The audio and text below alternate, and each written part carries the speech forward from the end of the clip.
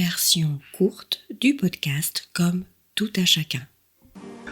Alors être facteur, c'est ce n'est pas mettre des lettres dans une boîte, surtout pas. C'est ce prétexte-là pour aller à la rencontre des gens. D'accord.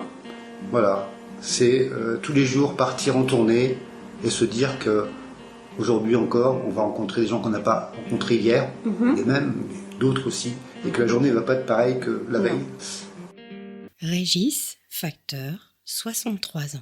Mon parcours finalement a été assez simple à la fois et un peu chaotique. Au bout de 4 ans, nous sommes rentrés. Et je dirais que là, je suis devenu facteur.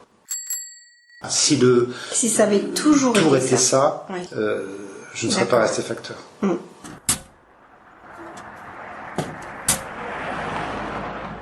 Je pars à Saint-Brieuc en pension, d'externe à pensionnaire. Ça a été un passage assez brutal pour moi, évidemment, parce que moi j'avais une famille qui m'entourait bien, notamment une maman qui était au foyer, donc forcément c'était un peu quelque chose que je n'avais pas encore affronté, l'éloignement des parents, et puis dans une autre ville. Mais finalement ça a été, je pense, une chance pour moi, ça m'a permis de m'ouvrir et puis de passer ce cap finalement assez facilement. Pour après, justement, dans la vie, c'est important ces caps-là, parce que dans la vie, on est toujours un petit peu plus ou moins déraciné à un moment donné. Je sors des études en 1982, où le chômage était quand même assez important.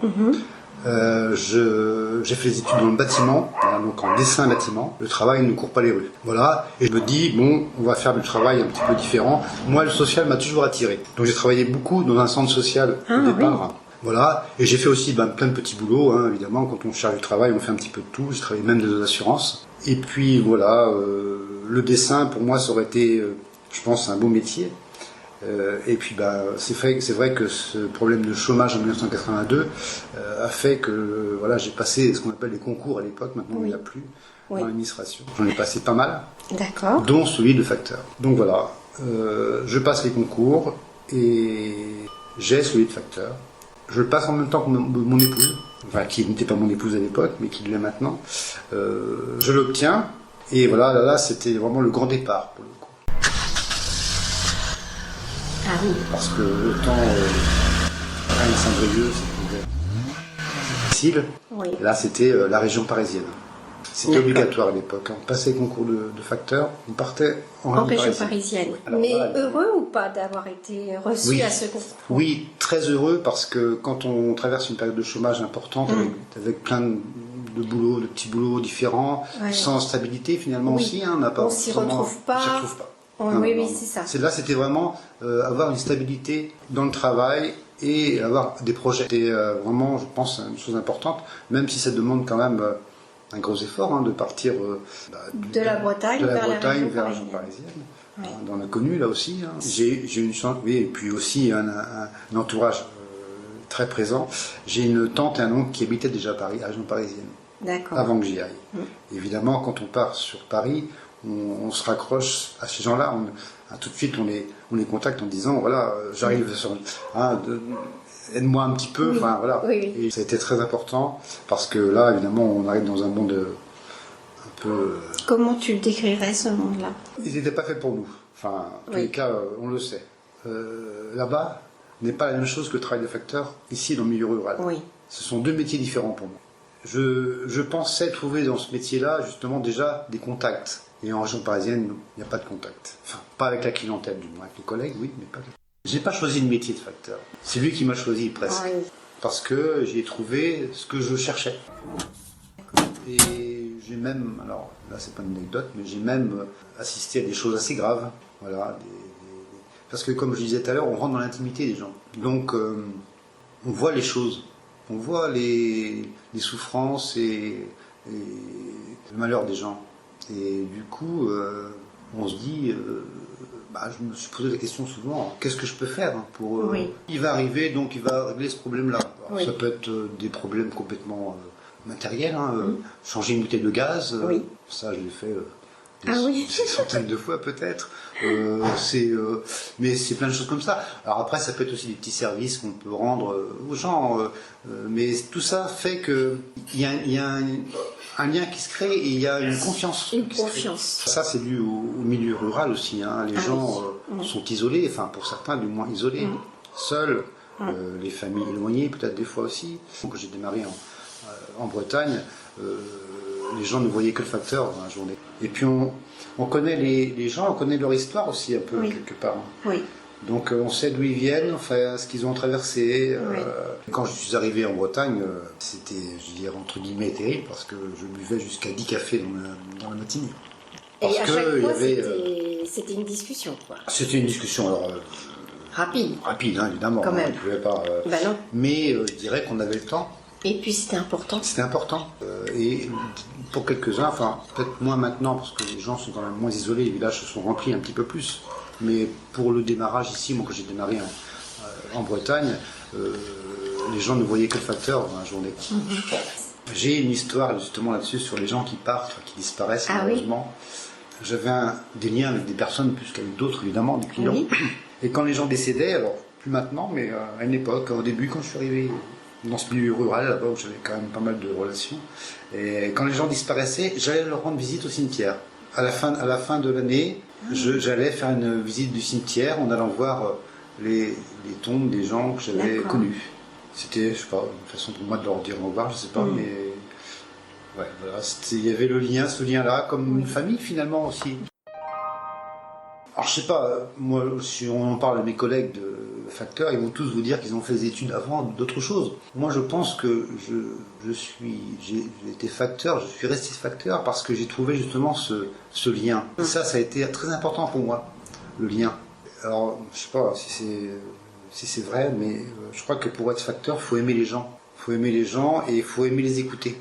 Parce que des fois, on ne parle pas, il n'y a pas besoin de parler, des fois, c'est juste de l'écoute. Les gens attendent de l'écoute. Oui. Et dans le monde actuel, de l'écoute, il n'y en a pas énormément finalement.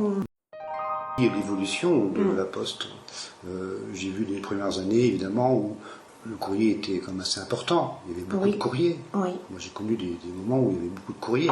Maintenant, il faut quand même voir que le courrier n'existe pratiquement plus. Le fait qu'il y ait moins de courriers, évidemment, dire, les tournées sont beaucoup plus grandes, avec un nombre de foyers à desservir beaucoup plus grand. On peut dire peut-être du simple au double par rapport à quand j'ai commencé ici en Bretagne et maintenant. Je situe comme ça. Donc évidemment, moins de courriers, mais plus de routes, plus de foyers à desservir, ce qui veut dire moins de temps à consacrer aux gens. Je dirais que j'avais changé. Ah oui, non, mais je m'en rendais compte. J'avais changé dans ma relation avec les gens. D'accord. Dans le travail, j'entends. Et ça m'a fait réagir. C'était pas toi, quoi. C'est pas moi, voilà. Il a fallu prendre conscience de certaines choses et après, ça y est, il faut prendre conscience de certaines choses et après, ça évolue. Oui. Alors, à partir de ce moment-là, j'ai dit maintenant, je finirai à l'heure. Alors que j'ai dépassé longtemps. La déception n'a jamais suffi à ce point de changer de direction, finalement. C'est ça. Ce qui s'est passé, je prends un exemple, si on a eu un contact avec une personne dans sa tournée, cette journée-là, qui a eu un souci particulier ou quelque chose qu'il nous aura confié, on ne peut pas non plus l'occulter en dehors du travail. On dit toujours, tiens, voilà le facteur. Oui. Par contre, tiens, en dehors du travail, tiens, voilà le facteur. Là, je ne suis plus facteur. Ah ouais, mais c'est pas pour dire je vais plus être pareil que au travail. Au contraire, moi, je crois que je suis à peu près. Enfin, je pense du moins que je suis le même en dehors du travail qu'au travail. Ce qui est logique. Oui. Il y a une coupure dans le travail, mais dans la relation qu'on a établie, il n'y a pas de coupure finalement. On est obligé de la maintenir. Il faut préserver sa vie personnelle. 25 ans que je suis dans la commune et que je connais les gens par cœur. Enfin, par cœur. Je connais les gens, ils me connaissent. Oui. Mais un jeune qui arrive dans le métier, en plus, comme je disais tout à l'heure, on va lui montrer une façon de faire. On va le conditionner. Il ne faut pas se leurrer, le métier a beaucoup changé et il n'est plus ce que j'ai connu moi. L'entreprise, elle évolue, elle doit évoluer de toute façon. Et ben voilà, il faut suivre ça.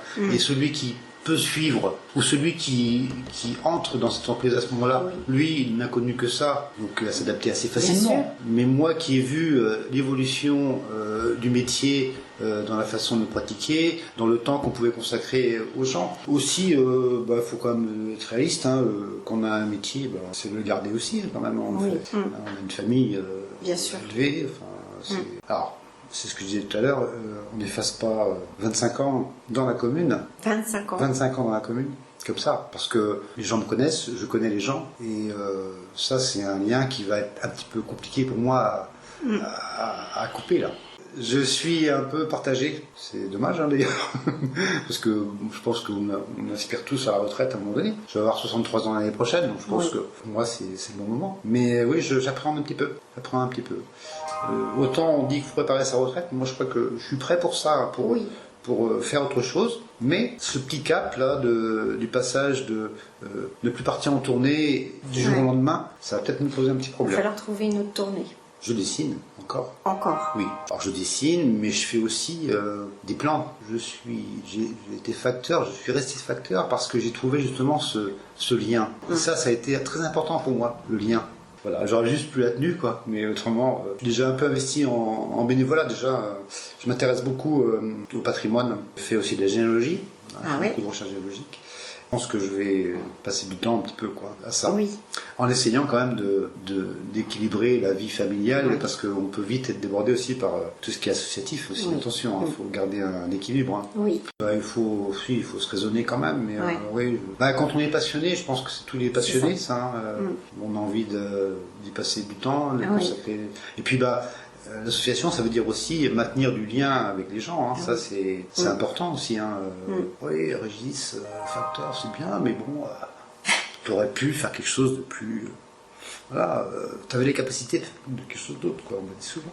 Non, pour moi, c'est mon métier et je l'ai fait jusqu'au bout. Alors, c'est compliqué, maintenant aussi, l'orientation. On s'aperçoit aussi que les jeunes...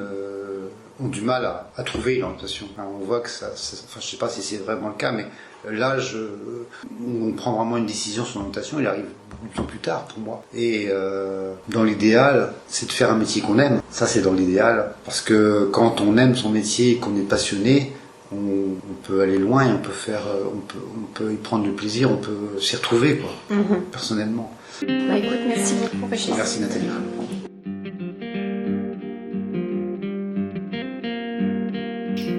Le format court des épisodes comme Tout à chacun, c'est la saison 3 à tout berzingue.